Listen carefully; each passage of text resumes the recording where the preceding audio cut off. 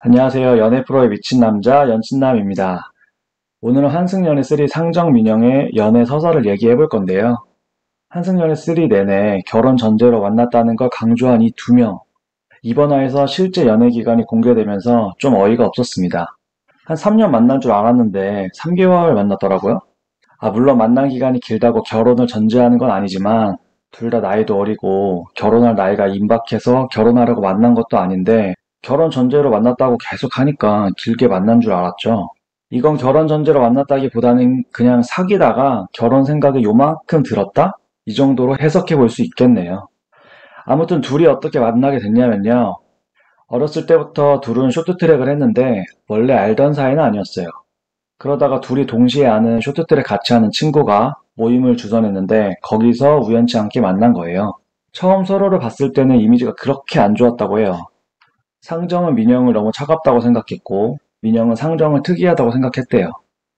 그러다가 어느 날 민영이 여의도 놀러와서 인스타 스토리를 올렸는데 여의도면 같이 밥 먹을래? 라고 상정이 DM을 보냈다네요. 이거 플러팅 맞죠? 플러팅을 받은 민영이 상정에게 반하는 순간은 오락실이었다고 합니다. 둘은 밥을 먹고 근처 오락실을 갔는데 28살 먹고 오락에 진심인 상정을 보면서 꽂혔다네요. 이거 무슨 느낌인지 알죠? 원래 보통의 남자들이 밝고 활발한 여자들을 좋아하긴 하는데 민영같이 텐션이 낮은 남자들은 상정같이 텐션 높은 여자들을 보면 호감을 느낄 수밖에 없거든요. 그런데 여기서 중요한 게 기빨리는 텐션이 아니라 순수함이 느껴지는 텐션이라는 거예요.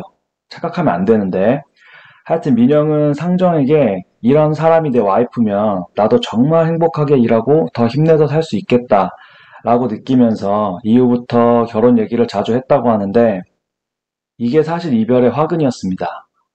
결혼 상대로 생각하다 보니 나하고 안 맞는 부분들이 보이고 이걸 고쳐줘야겠다, 변화시켜야겠다 라는 생각이 계속 들었나 봐요. 사실 이런 생각들은 민영이 아직 어리고 연애 경험이 많이 없다 보니까 나는 건데 혹시나 영상 보고 계신 분들 중에 결혼을 하고 싶은 분들이 있다면 상대를 바꾸려고 하지 마세요.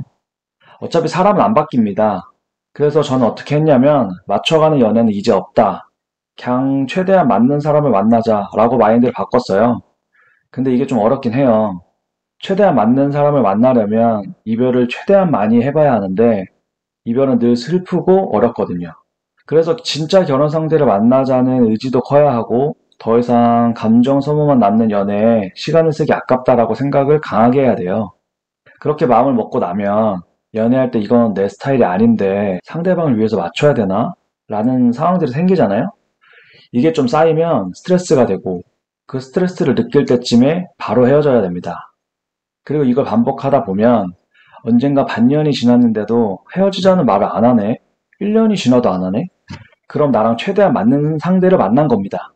그 사람이랑 결혼하세요. 잠시 얘기가 3점포로 흘렀는데 다시 돌아오면 민영은 상정을 계속 바꾸려고 했어요.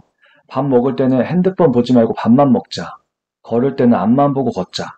이러니 상정이 스트레스를 안 받을 수가 없죠. 계속된 스트레스로 상정이 우울해하니까 마지막 한 방 날립니다. 너의 우울이 나한테까지도 전이가 돼. 라고. 솔직히 이런 말 한 거면 민영도 상정을 바꾸려고 하는 거에 지친 거예요. 계속 말해도 계속 바꿀 게 있는 상정에게 짜증이 난 겁니다.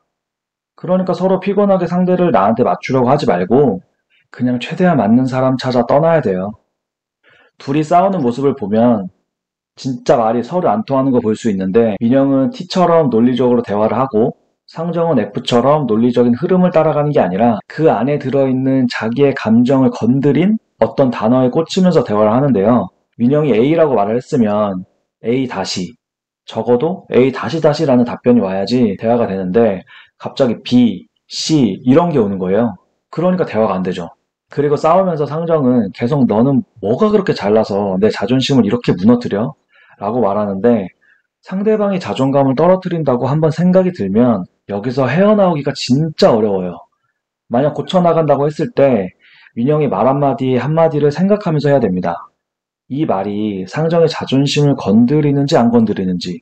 근데 만약 노력을 엄청 한다고 쳐도 상정이 이 마음이 없어질지 아닐지는 또 모른다는 거예요. 한번 이렇게 올라온 생각은 없어지는 게 거의 불가능합니다.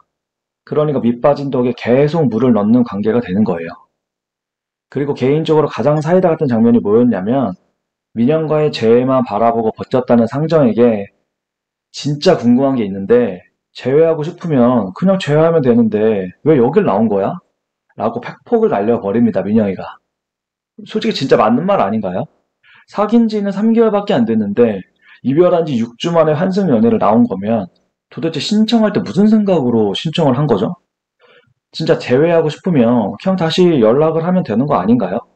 헤어진 지 몇 년이 돼서 다시 연락하기 좀 그런 것도 아니고 민영 입장에서는 재회만 보고 버텼다는 상정의 말에 진정성이 느껴지긴 할까요? 둘은 안 맞습니다. 반대에 끌리는 매력도 있지만 대화가 너무 안 통해요. 혹시나 다시 만난다고 해도 같은 문제로 헤어질 확률이 높다고 봅니다, 저는. 자, 이상으로 상정 민영의 연애 서사에 대해 다뤄봤는데요. 답답한 부분도 많았지만 상정이 우는 모습이 많이 안타까운 회차였습니다. 좋은 결과 있기를 바라며 이번 영상 마무리하겠습니다. 구독과 좋아요 꼭 부탁드릴게요. 감사합니다.